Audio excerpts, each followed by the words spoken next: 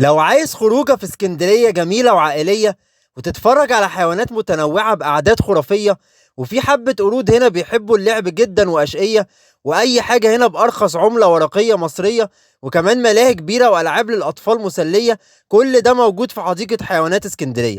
تعالوا نتفرج على الحيوانات اللي هنا ونشوف بيت الزواحف والملاهي ونعرف الأسعار وكل التفاصيل. يلا بينا. في البداية بس زي ما قال لكم طائر البطريق كده بالظبط، دي قناتكم ريفيوهات الرحلات اللي بتهتم بريفيوهات الفنادق والرحلات وأماكن الخروج في مصر بكل مميزاتها وعيوبها. فلو مهتم بالكلام ده ما تنساش دوس سبسكرايب جنب طائر البطريق اللي بيبص لك تحت ده، ويلا بينا نكمل الفيديو مع بعض. حديقة حيوانات اسكندرية تعتبر من أشهر الخروجات الجميلة في اسكندرية، ومساحتها كبيرة جدا وخروجة عائلية من الدرجة الأولى بيحبها الأطفال والكبار. وبالنسبة للوكيشن بتاعها موجودة في عزبة سعد في منطقة سيدي جابر. تعالوا ندخل نشوفها بقى من جوه. بالنسبة لسعر تيكت الدخول بقى، هو أرخص سعر تيكت دخول موجود في مصر كلها. التيكت ب5 جنيه بس، يعني مفيش بعد كده، والطفل لحد 3 سنين فري، وغير المصريين التيكت ب20 جنيه. ومواعيد فتحها يوميا من الساعة 9 الصبح لحد الساعة 5 بالليل. اول حاجه بتقابلها لما بتدخل مجموعه بط جمال كده، ممكن تاكلهم عيش لو معاك. وعلى الشمال المدخل بتلاقي فيه باني او حصينه صغيره كده، والتيكت برضو ب5 جنيه بس لو حابب اولادك ياخدوا لفتين بيه يعني. المسافه على فكره بين الحيوانات كبيره، والممرات واسعه جدا زي ما حضراتكم شايفين كده، فبتحس ببراح جامد قوي فيها. في هنا غزلان بقى، وممكن تاكلهم جزر ب5 جنيه بس.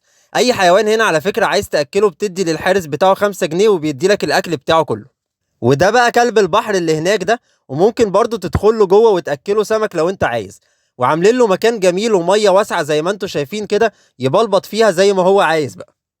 واحلى حاجه هنا برضو ان كل ما تمشي بتلاقي كراسي عشان كبار السن لو حبوا يريحوا عليها كل ما يمشوا شويه، لان المسافات كبيره الى حد ما. في هنا مجموعه معيز برضو كبار وصغيرين، وعاملين لهم اريا كبيره زي ما حضراتكم شايفين كده. انا بوري لكم امثله سريعه يعني على سبيل المثال للحصر. في برضه هنا نعام اهو احجامه متوسطه. واحلى حاجه هنا برضه ان هم مدين الحيوانات مساحه كبيره، مش حاطينهم في اريا صغيره تخنقهم يعني. ودي جمال اهي برضه. بصوا المساحه اللي هم فيها حاجه محترمه بصراحه. وقيس على كده كل الحيوانات اللي موجوده هنا. وممكن برضه ولادك يركبوا الجمل وياخدوا بيه لفه او لفتين لو انتوا حابين يعني. وهنا في الدبه بقى، وادي البيت بتاعها وراها اهو لما تعوز تنام يعني. وممكن برضو تأكلوها من بعيد طبعا، لأنها من ضمن الحيوانات المفترسة. بتدي للحارس بتاعها 5 جنيه كالعادة، وتأكلها وهو ساعات بيلعب معاها شوية زي ما هسمعكم دلوقتي اهو. هات لسانك، اضحك، سلم. هلا ارقص يلا، ارقص يلا، ارقص يلا، ارقص يلا. يلا بينا. هنا كل حارس بيبقى ليه لغة كده مع الحيوان اللي عنده، والحيوانات بتبقى واخدة عليهم طبعا. وهنا في طباعة اهي، وعند كل حيوان في ليبر كده متعلق بيقول لك كل الديتيلز بتاعت الحيوان ده، اسمه وعمره وموطنه الأصلي وكده يعني. وهنا في ثعالب صغيره اهي، وعاملين لهم حوض ميه كده معرفش ليه. يمكن النوع ده بيحب يستحمى ويبلبط كل شويه او حاجه، وما بيهداش، بيفضل يلف زي ما انتم شايفين كده. عشان كده بيقولوا عليه يمكن الثعلب فات وفضلوا 7 لفات بقى، الله اعلم يعني. مع ان في واحد واقف هادي اهو في امان الله، بس التاني مروش شويه. تعالوا نكمل بقى بقيه الحيوانات. هنا في دب برضو قاعد زي الباشا هناك اهو، بس ده نوع مختلف عن التاني ولونه اسود بلاك يعني. وعاملين له برايفت بول قدامه كده، حاجه اخر روقان. قاملين اهو جاي لنا، يمكن عشان بنقر عليه ولا حاجه. وصل عندنا بالسلامه اهو، بس طلع انه جاي عشان ياكل مش عشان ازعجناه ولا حاجه. الراجل بيديله اكل هنا اهو. كنت بحسبه بياكل لحمه، بس طلع بياكل عيش عادي. ووقفته حلوه قوي وهو بياكل كده، شكله حلو. عاجبني برضو ان هم عاملين لكل حيوان البيئه المناسبه بتاعته على قد ما يقدروا يعني، عشان يقدر يتكيف. يعني انا فاكر زمان كان في دب قطبي هنا، بس طبعا ما قعدش كتير لان البيئه والجو في مصر غير مناسب ليه والجو حر. وفي هنا برضو غزلان تانية اهي بس مفرهده شويه. في برضو ناس هنا قاعده بترسم وشوش للاطفال، وبتبدا الرسمه من 25 جنيه حسب كل شكل طبعا. في برضو متحف التاريخ وبيت الزواحف ب5 جنيه كالعاده. تعالوا نشوف بيت الزواحف كده. بيت الزواحف هنا حاطين كل نوع في ازاز لوحده، وحاطين لمبه جوه عشان تشوف كل حاجه بوضوح. تعالوا نشوف حبه حاجات كده في السريع. في تعابين كبيره اهي، اول لما بتدخل من الباب بتلاقيها اول حاجه على طول تقابلك. ودي مجموعه من السلاحف المائيه بس صغيرين شويه، بيعوموا ببطء اهو واحده واحده زي ما انتم شايفين كده. وهنا بقى التماسيح اهي شكلهم يخض شويه، بس ثابتين الى حد ما بيتحركوش كتير. ممكن حوض الميه ده مساحته صغيره شويه بالنسبه لهم، محتاجين مساحه او عمق اكبر من كده بشويه. وهنا في حربايتين اهم، وفي واحده منهم اهي بتحاول تتسلق شويه، والحربايه طبعا لون جلدها بيتلون على حسب المكان اللي هم فيه او الحاجه اللي هي واقفه عليها يعني. وفي سلاحف بريه اهي برضو، وفي هنا تعابين تانية اهي، بس دي صغيره ورفيعه حبتين، بس عددهم كبير زي ما واضح قدامكم كده. وهنا في سلاحف صغيره قوي حاطين لهم خاص اهم، وقاعدين بياكلوه، شكلهم كيوت قوي بصراحه، يعني شكلهم صغير كده وحلوين. ودي انواع تانية برضو من السلاحف اهي. وهنا في نوع تالت من التعابين بيتحرك اهو تمام، واللي انتوا شايفينه ده جلد التعبان القديم. انتوا عارفين طبعا ان معظم التعابين بتغير جلدها كل فتره، سبحان الله يعني. كفايه زواحف بقى، ونبص على البجع الجميل ده عشان نروق تاني كده، منظره حلو قوي. وده بيت الاسد بقى، مليان اسود ونمور جوه، وفي اسود كتير قوي على فكره بره برضو، ممكن تاكلوهم زي ما انتوا شايفين كده لو مش عايزين تدخلوا بيت الاسود جوه، وبتتخانقوا من الاماكن المقفوله يعني. ادي كل الاقفاص اللي قدامكم دي اسود ونمور زي ما انت عايز، وممكن تتصوروا مع الشبل يعني لو عايزين. يعني مجرد ما بتيجي تقف هنا بتلاقي راجل طلع لك كده متعرفش منين، يقول لك مش عايز تتصور مع الاسد الصغير يا باشا؟ فلو حابين تخوضوا التجربه دوسوا يعني. وانا ميال ان اتفرج على الاسود اللي بره، لان جوه الريحه صعبه شويه ومقفوله كده، بس السسبنس احلى جوه بصراحه. نيجي بقى للقرود. كل الاقفاص اللي انتوا شايفينها قدامكم دي انواع مختلفه من القرود، تعالوا نشوفها كده مع بعض.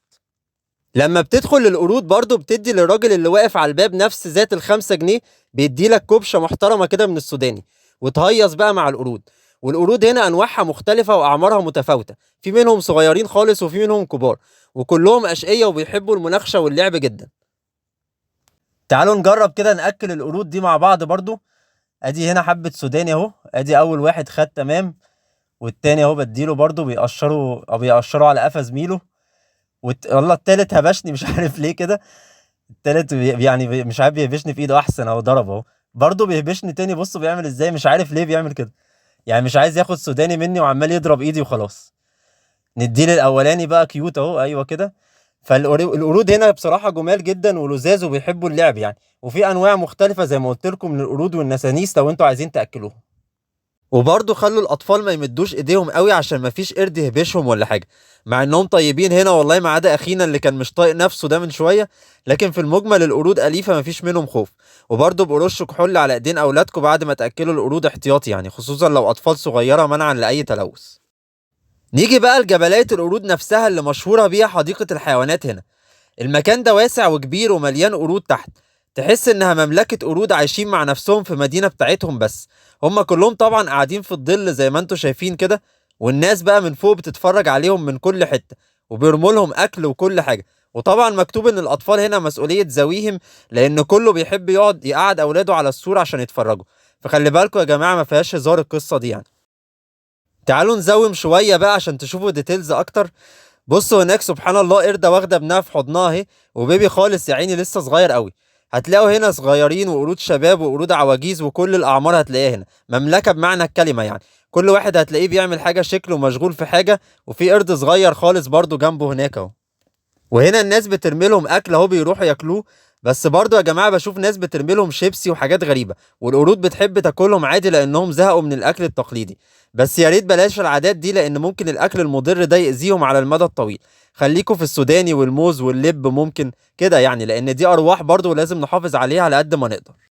موجود هنا برضو ملاهي جميلة جدا، مليانة ألعاب مناسبة لكل الأعمار، وكيدز اريا زي ما واضح قدامكم كده. بس للأسف لقيت فيها صيانة اليومين دول، وهتشتغل تاني في أقرب وقت إن شاء الله. في برضو هنا اريا كده فيها كذا قفص للطيور، وكل قفص فيه نوع مختلف عن التاني. اللي قدامنا ده على طول مثلا الطاووس اهو، في 3 أو 4 هم شكلهم حلو قوي، ولما بينفش ريشه بيبقى تحفة طبعا زي ما انتوا شايفين كده، تبارك الخلاق يعني. تعالوا نشوف حاجات تانية برضو. هنا في انواع كتير من الحمام بقى حاطينها جنب بعض، وكل دي بقى زي ما قلت لكم انواع طيور مختلفة. تعالوا نروح نشوف حتة تانية بقى. في هنا بقى حديقة حيوانات مفتوحة اسمها جانجل زو او سفاري بارك. دي التيكت بتاعها ب25 جنيه للفرد، وبتدخل تمشي وسط الحيوانات بقى المنطلقة حواليك، زي جو افريكانو بارك كده بس على مساحة صغيرة طبعا من كده. في برضه بحيرة كبيرة جدا هنا بتاعت البجع، وزي ما انتوا شايفين عددهم كبير قوي، وكلهم بيطلعوا يقفوا بره كده عشان ياكلوا. والاطفال بتاكلهم سمك بسيخ حديد كده من بعيد زي الدب والاسد. وفي ناس كتير بتحب تتصور عندهم، بتبقى الصور جميلة جدا وهم في الباك جراوند وراك. في برضه نوع تاني من الغزلان هنا منقطة بأبيض كده زي ما واضح قدامكم، ودي واحدة صغيرة أبيض في أسود كده، أشكالهم حلوة قوي، لو عايز تأكلهم بتدخل تأكلهم جوه عادي. دي أنواع مختلفة عن الغزلان البلدي بتاعتنا شوية. في هنا برضو جمال تانية اهي غير اللي شفناها في الأول، والحارس جنبهم اهو لو عايز برضو تأكلهم يعني. وفي نعامة تانية اهي حجمها أكبر من اللي شفناهم في الأول، وده الليبل بتاعها اهو، اسمه نعام إفريقي، ومكتوب عليه كل الديتيلز برضو كالعادة زي بقية الحيوانات اللي موجودة هنا. وهناك في حصان اهو عاملين له مساحة مهولة بصراحة. في برضه هنا سيد قشطة، وفي مكان تدخل تتمشى مع الطاووس والطيور حواليك جميل جدا برضه، وفي قفص تاني لو عايز تدخل تتصور مع الطيور والبغبغانات، وفي قفص فيه سلاحف برية كبيرة تدخل تأكلهم وتتصور معاهم برضه. وكان زمان في فيل وزرافة بس للأسف ما بقوش موجودين دلوقتي. بس أنا حبيت أوريلكم كام حاجة كده هنا بس عشان ما أطولش عليكم الفيديو. ما تنسوش بقى تعملوا سبسكرايب على طائر البطريق اللي بيبص لك تحت ده عشان يوصل لكم كل جديد في أماكن الفسح والخروجات، وشرفوني برأيكم في الكومنتات، واشوفكم الفيديو الجاي إن شاء الله.